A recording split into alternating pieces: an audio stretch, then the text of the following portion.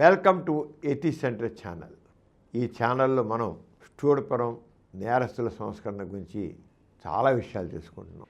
ఇది episode number 5. ఈ ఎపిసోడ్లో సంస్కరణకి కృషి ఎప్పటి మొదలైంది నాసిక తరపున అనే దాని గురించి చెప్పడం జరుగుతుంది. స్టూడియోపురంలో గోరగారు మొదటగా అక్కడ నాసిక తరపున విప్లవాత్మక సంస్కరణకి నాంది పలికారు. అది 1974లో. గోరగారు 1975లో అనుకోకుండా మరణించారు. ఈ టేకప్ చేసిన 1 yearలోనే గోరగారు మరణించడం జరిగింది. తర్వాత హేమలత లవణం గారు ఆ కార్యక్రమాన్ని చాలా కొనసాగించారు భుజాన్ని వేసుకు. ఇప్పుడు మనం నేర సంస్కరణ అనే కార్యక్రమాన్ని ఇప్పుడు మొదలెట్టాం. ఏంటనే దాని గురించి 1974 జనవరి 1వ తేదీన కాలనీలో అడుగుపెట్టిన హేమలత గారు గోరగారు రోడ్డు తేదీనే మీరంతా మిళ్లలో నిద్రపొండి అని చెప్పారు. వారితో పాటు థామస్ గారు కూడా వెళ్ళారు. ఎస్పీ గారు థామస్ గారు ఉన్నారు, గోరగారు ఉన్నారు, హేమలత గారు, లవణ గారు ఉన్నారు, తక్కిన మిత్రులు ఉన్నారు. అందరూ హామీ ఇచ్చారు, మీరందరూ మీ ఇళ్లలో హాయిగా నిద్రపోండి, ఎవ్వరు వచ్చి మిమ్మల్ని ఎత్తుపోవడం కొట్టడం ఏం చేయరు, శుభ్రం నిద్రపోండి. ఇంతవరకు మీకు నిద్ర అర్ధరాత్రి పోలీసులు ఎప్పుడు కూడా పోలీసు దగ్గర అర్ధరాత్రి ఉంటాయి, పగలు దొరకలేని రాత్రి పొడిచి పట్టుకుని పోతుంటారు. అంచేత వాళ్ళు ఎప్పుడు నిద్రపోరు, భయంగా పడుకుంటారు. అంచేత మీరంతా మీ ఇళ్లలో హాయిగా నిద్రపోండి అని అన్నారు. ఎవరు? గోరగారు, థామస్ గారు, ఎస్పీ గారు థామస్ గారు, హేమలత గారు, లవణం గారు, తక్కిన వాళ్ళు పోలీసు వాళ్ళందరూ కూడా పోలీసులు కూడా అన్నారు. పోలీసు వాళ్ళు ఇప్పుడు ఆ ముక్క అనరుగా అన్నారు, మీరందరూ నిద్రపోండి.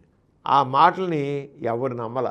అధికార మాటలు నమ్మ బుద్ధి కాదు. అసలు ఎస్పీ గారు చెప్పిన అసలు నమ్మరు. పోలీసు ఇల్లు అన్నీ అందరినీ పెట్టి మొత్తం ఎసుకుపోతాడరా అనుకున్నారు. వీళ్ళు పడుకొని అన్నారుగా, ఇంట్లో అందరూ పడుకుంటే వచ్చేసి మొత్తం ఎత్తుపోతాడని మంది. అందులో పోలీసు వాడి మాట నమ్మరు, వారు నమ్మలేదు. ఆ రాత్రి నేరస్తులు దూరంగానే చెప్పినప్పుడు కూడా ఇంత చెప్పినా సరే నేరస్తులు పడుకోలేదు, నమ్మలేదు వాళ్ళ మాట. పోలీసు వాళ్ళ మాట నమ్మరు. పోలీసు వాడు ఎప్పుడు చెప్పినా నమ్మరు. దురంత పద్మవ్యూహం వల్ల కానిది రవ్వంత అనురాగం వల్ల అవుతుంది. దురంత పద్మవ్యూహం వల్ల కానిది రవ్వంత అనురాగం వల్ల అవుతుంది అన్న మహాకవి వాక్కు సత్యం అని అంటున్నారు హేమలత గారు. అనురాగం వల్ల ఏదైనా సాధించవచ్చు, ప్రేమ వల్ల ఏదైనా సాధించవచ్చు. ఆ రాత్రి పోలీసులు తమ ఇళ్లను సోదా చేయలేదని తెలిసి చాలామంది ఆశ్చర్యపోయారు. చాలా సంవత్సరాల తర్వాత ఆ మాటలు విన్నారు వాళ్ళు.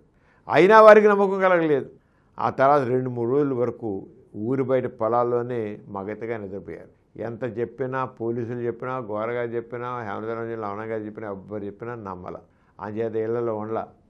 ఎప్పటిలాగానే మామూలుగానే బయట పొలాల్లో ఎక్కడ చెట్ల దాటినా అక్కడ దాక్కుంటూ నిద్రపోయారు. గుంపుగా ఒకే చోట పడుకుని ఒకరిని కాపలా పెట్టేవాళ్ళు. నిద్రపోతే ఇంకోటి కాపలా, ఒరే పోలీసు వాళ్ళు వస్తారా అంటే అందరూ లేచి పడిపోయేవాళ్ళు. ఈ కొత్త అధికారి సంబంధాన్ని ఒక్కసారి పట్టుకోవడానికి వేసిన పథకం ఇది అని వాళ్ళు అనుమానించారు. థామస్ గారు చెప్పారు కదా, ఎస్పీ గారు చెబుతుంటే ఇది పెద్ద ప్లాన్ వేసాడు, మనందరూ ఒకేసారి మొత్తం వేసుకుపోదాం అనుకున్నాడు, పోలీసు వాళ్ళు ఒకసారి వేసి కొట్టగట్టు పోటీ వేసాడా అనుకున్నారు. కానీ వాళ్ళు అనుకున్న విధం కాలేదు. ఏ రాష్ట్ర పోలీసు కానీ ఏ జిల్లా పోలీసులు కానీ తన అనుమతి లేనిదే కాలనీలోకి అడుగు పెట్టరాదని, సరైన విచారణ లేనిదే ఎవరిని అరెస్ట్ చేయరాదని ఎస్పీ గారు ఆదేశాలు జారీ. మామూలుగా చేశారంటే బయట రాష్ట్రాల వాళ్ళు వీడు ఎక్కడ బయట రాష్ట్రంలో నా నేరం చేశాడు, లేదా ఇంకో జిల్లాలో నేరం చేసి వచ్చి పట్టుపోతుంటారు. మా దాన్ని చేసిన పోలీసులు పెట్టు. కానీ ఈయన వేసాడు, ఆదేశించాడు ఎస్పీ గారు ఆ థామస్ గారు ఏమని, బయట జిల్లాల వాళ్ళు కానీ బయట రాష్ట్రాల వాళ్ళు కానీ ఎవ్వరు వచ్చి అనుమతి లేనిదే, నా అనుమతి లేనిదే ఈ స్టూడియోపురంలో ఒక్కళ్ళు కూడా టచ్ చేయడానికి వీలు లేదన్నాడు ఎస్పీ గారు ఆదేశం. బయట జిల్లాల పోలీసు వాళ్ళు కానీ ఇతర రాష్ట్రాల పోలీసు వాళ్ళు కానీ నా అనుమతి లేనిదే తూర్పులో అడుగుపెట్టడానికి వీలు లేదన్నాడు. అంతేకాదు రహదారి పొలిమేరల్లో పోలీసు కాపలా ఉంచారు. ఎవడన్నా వస్తాడు బయట సరే పోలీసు వాళ్ళ కోసం పోలీసు వాళ్ళని కాపలా పెట్టాడు. పోలీసు వాళ్ళు బయట రాష్ట్రాల నుంచి బయట జిల్లాల నుంచి పోలీసు వాళ్ళు రాకుండా వీళ్ళు పట్టుకుపోకుండా ఈయన కాపలా పెట్టాడు. చూసారా, పోలీసు వాళ్ళు కాపలా పెట్టాడు. పశ్చిమాన ఉన్న స్కూల్ భవనంలో ఉన్న విన్నారు. ఒక వారం రోజులు ఏ పోలీసు కాలనీలోకి రాల. నేరస్తులు వారి కుటుంబాలు ప్రశాంతంగా నిశ్చింతగా నిద్రపోయారు. వారం రోజుల తర్వాత ఇక నమ్మారు, పోలీసు వాళ్ళు నమ్మి ఎవరి ఇళ్లలో వాళ్ళు నిద్రపోయారు. పాత నేరస్తులకు, సంఘ సేవకుల మీద గోరగారు, లవణం గారు, హేమలత గారి మీద, థామస్ గారి మీద నమ్మకం కలిగింది. నేరస్తులందరూ నేరస్తులందరూ ఎస్పీ గారు వచ్చినా సంఘ సేవకులు వచ్చినా చుట్టూ చేరడం మొదలెట్టారు. ఎదురు పారిపోయేవాళ్ళు, ఎక్కడి నుంచి పట్టుకుపోతారు, దగ్గర కూర్చోవాళ్ళు కాదు. ఇప్పుడు లవణ గారు, గోర గారు, హేమచంద్ర గారు వచ్చినా, ఎస్పీ గారు వచ్చినా అందరూ దగ్గర మొదలెట్టారు. అంటే మన కోసం ఉన్నారు వీళ్ళు, మన కోసం ఉన్నారని చూచారు. మేము ఈ వృత్తి మానుకుంటాం, మాకు ఏదైనా ఉపాధి చూపించండి అని అభ్యర్థన పెట్టారు. అక్కడి నుంచి మేము పోలీసులు, మేము దొంగ పని చేయం, దొంగలు కూడా దొంగ పని చేయం, మాకు ఏదైనా దారి చూపించండి అన్న. పోలీసుల చిట్టాలు అని దొంగలే కాక పోలీసుల కన్ను కప్పి తిరిగే మరికొందరు కూడా తమ నేరాలను ఒప్పుకున్నారు. వచ్చేసి మేము చేసామని చెప్పేసి చిట్టాలో లేనివాడు కూడా వచ్చేసి మళ్ళీ ఎక్కడ లేనిపోయిన చేస్తారని ముందే చెప్పేసుకుని మేము పెట్టి ఒప్పుకున్నారు. వారి అరెస్టులు ఆగిపోయాయి, ఇంకేం లేవు. ఇంక తర్వాత మాత్రం కొంతమంది మాత్రం అరెస్ట్ చేశారు. పెద్ద పెద్ద నేరాలు చేసిన వాళ్ళు అరెస్ట్ చేశారు. శిక్షానంతరమే పునరావాసం. ఎవరైతే పెద్ద పెద్ద నేరాలు చేశారో వాళ్ళు మాత్రం మీరు చేసిన నేరానికి మీరు పశ్చాత్తపడండి, మీకు కొంతకాలం శిక్ష పడుతుంది తప్పకుండా. ఎందుకు నేరం చేశారు అని శిక్ష పడుతుంది చెప్పి శిక్ష వేయించారు. శిక్ష వేసి తర్వాత పునరావాసం వాళ్ళకి అందరికీ ఏం చేయాలో చేశారు. కొన్ని కుటుంబాలు మాత్రం దొంగతనం మీద జీవిస్తున్నాయి. అప్పటికి కొంతమంది మాత్రం ఇంకా దొంగతనాలు మానలేదు. ఆ నేరస్తుల జీవిత కార్యక్రమం చివరికి ఆ మిగిలిపోయిన వాళ్ళని కూడా జాగ్రత్త మార్చడం కోసం ప్రయత్నం చేయడం జరిగింది. ఈ కుటుంబాలు తమ వృత్తిని మానుకున్న రోజు నుంచి వారి తిండి ఎట్లా, వారి తిండి పెట్టే బాధ్యత, బరువు పోలీసు అధికారి మీద, సంఘ సౌకర్యం. మరి వీళ్ళందరూ మీరు దొంగతనం చేయొద్దు, మేము మీ గురించి మేము చూసుకుంటాం అని చెప్పారు. చెప్పే బాగుంది. తర్వాత ఎలా ఈ పోలీసు ఆయన కూడా మీరు ఏం దొంగతనాలు చేయకండి, మిమ్మల్ని చూసుకుంటాను అన్నాడు. అని అక్కడి నుంచి వాళ్ళకి తిండి బాధ్యత ఆ ఎస్పీ థామస్ గారి మీద, గోర గారి మీద, హేమచంద్ర గారి మీద, లవణ గారి మీద పడింది. అన్ని చోట్ల ఉన్నట్లే ఇక్కడ పేదరికం ఉంది. పేదరికం ఉన్నా దొంగతనం చేయని వారే అధిక సంఖ్యలో ఉన్నారు. అందరూ దొంగతనం చేయట్లా.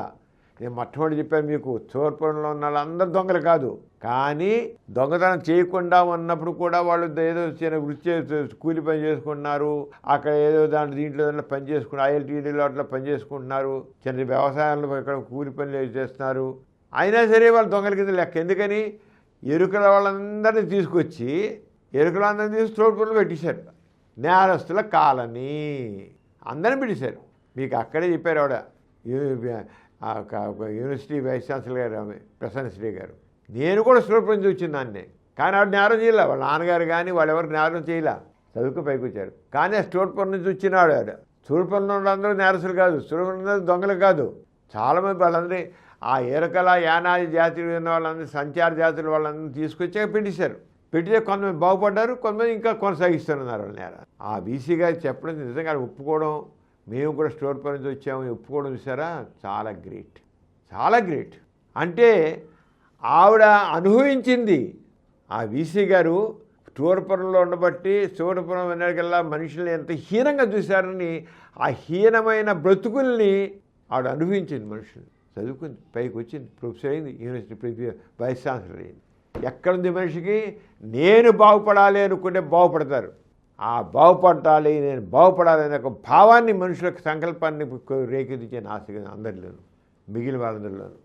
అంటే స్టోర్ పనులు కాబట్టి ఎరుకల యానాది జాతి వాళ్ళందరినీ, సంచార జాతులు అందరూ ఒక చోట పెట్టి ఒక నేరస్తుల జాతి పేరు పెట్టి, వాళ్ళు నేరస్తులు కాదు, నిజంగా దొంగతనం చేసిన వాళ్ళైతే వాళ్ళని, కానీ ఆ కులస్తులందరినీ అక్కడ పెట్టేసేసి నేరస్తుల జాతిని బ్లాండ్ చేసి పరిచారు.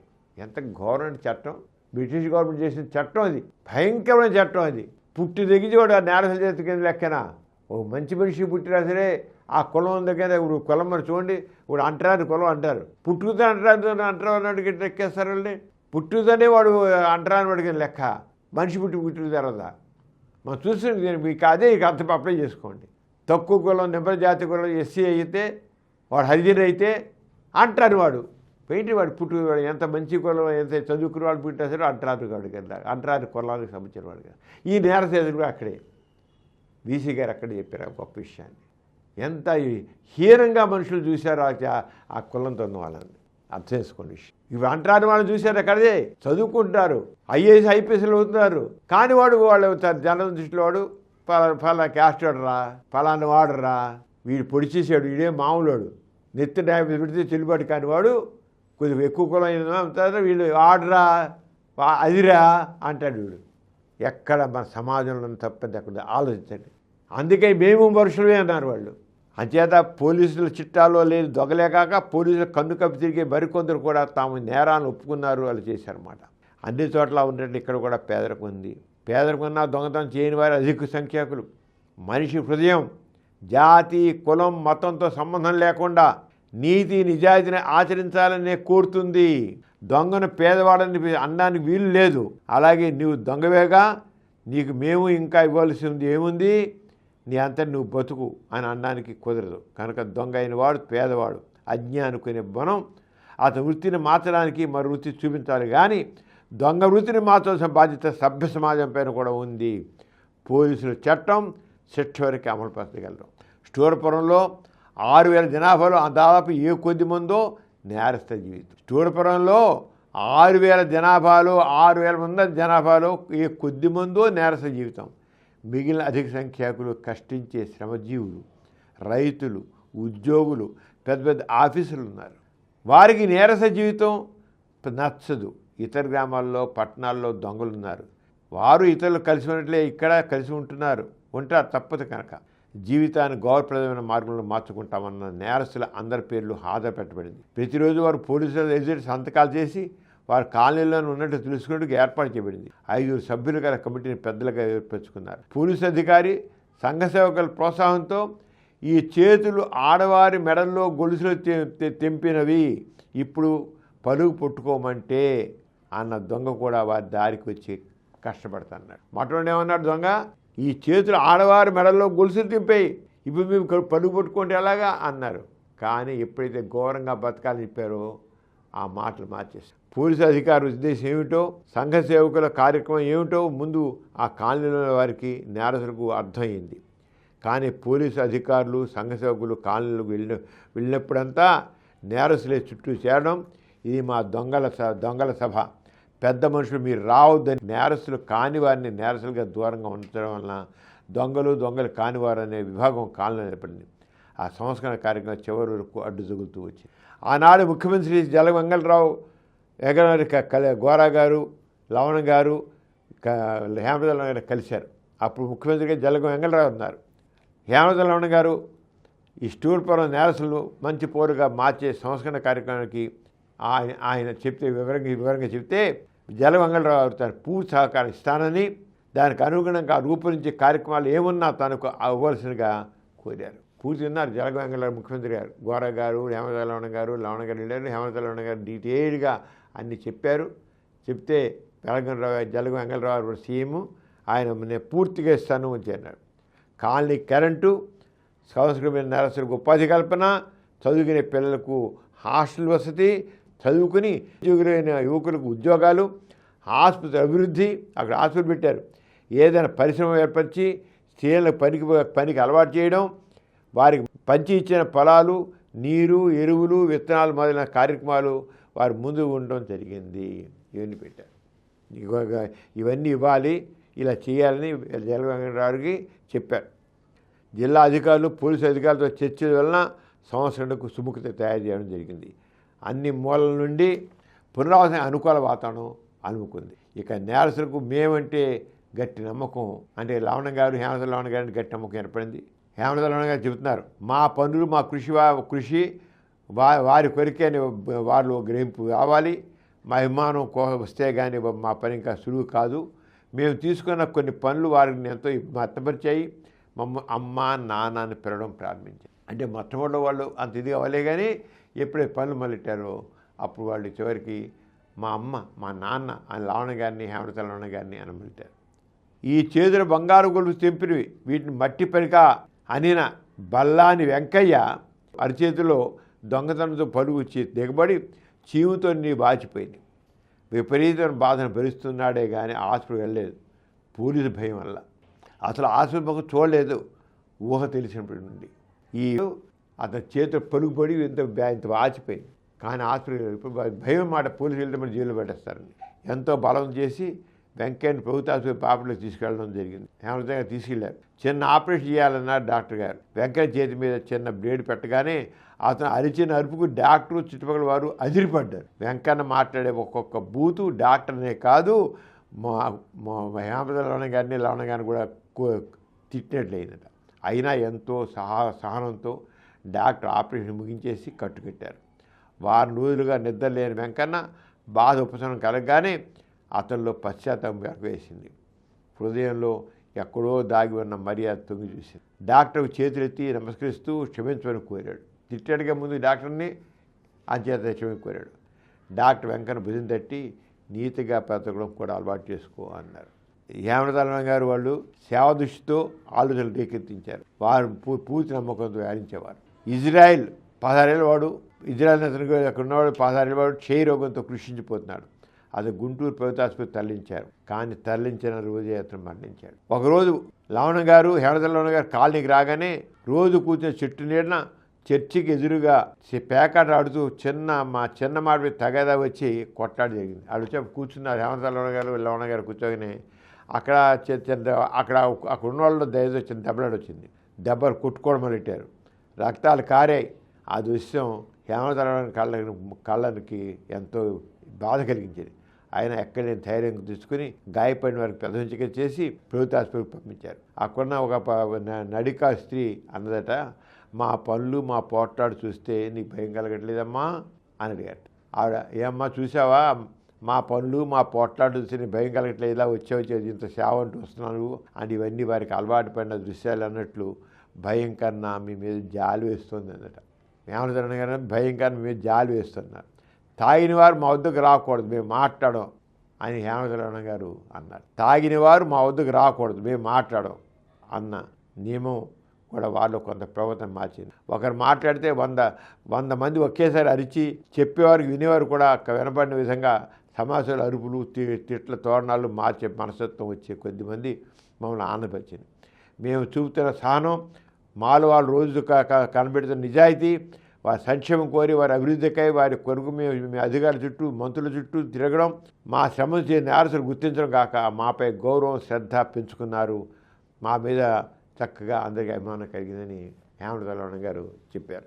ఒక పోలీసు జిల్లా అధికారి వచ్చి నేరస్తులతో మాట్లాడడం, వారి సంక్షేమానికి ఏర్పాటు చేయడం, అన్నిటికన్నా పోలీసు దాడి ఆపి ఇళ్లలో నిద్రపోయే అవకాశం కల్పించే విధానం నేరస్తులు ఎంతో నమ్మకం కలిగి. అంతేకాదు ఒక ఎస్పీ గారు వచ్చి ఒక నేరస్తుల సంస్కరణ కాలనీలో కూర్చొని మాట్లాడడం అనేది వాళ్ళు ఎంతో ఎస్పీ గారే వచ్చారా, ఒక కలెక్టర్ గారు వచ్చారా, ఇలా వచ్చారా, వీళ్ళు వచ్చారా, ఒక మంత్రి గారు వచ్చారా అనేది వాళ్ళకి చాలా నమ్మకం కలిగింది. థామస్ గారి మీద ఎంతో అభిమానం ఏర్పడింది. పోలీసులు లాఠీలతో తుపాకులతో కాక నవ్వు ముఖాలతో నేరస్తులు తొలగించడం, ఇళ్ళు సోదా చేయడం, పోయి పునరావాసానికి పేరు లిస్టు తయారు చేయడము, ఇచ్చిన పొలాలు కొలతలు వేసి రెవెన్యూ అధికారులకు సహకరించడం, శ్రీ వెంకటేశ్వరరావు సబ్ ఇన్స్పెక్టర్ చెప్పుకోదగిన సహకారం అందించారు.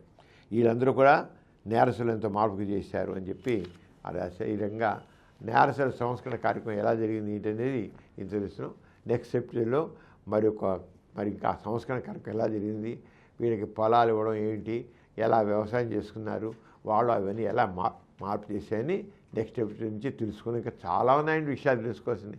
ఒక సంస్కరణ కార్యక్రమం, ఒక విప్లవాత్మక సంస్కరణ కార్యక్రమం ఏ రంగా మనుషులను మారుస్తుంది అనేది తెలియదు. నాస్తిక దృక్పథం చేసినట్టు సంస్కరణ వ్యక్తుల్లో సమాజంలో ఎంత చైతన్యం తీసుకొస్తుంది, ఎంత మార్పు తీసుకొస్తుంది, ఎంత అభివృద్ధిని తీసుకొస్తుంది అనేది తెలుసుకుందాం.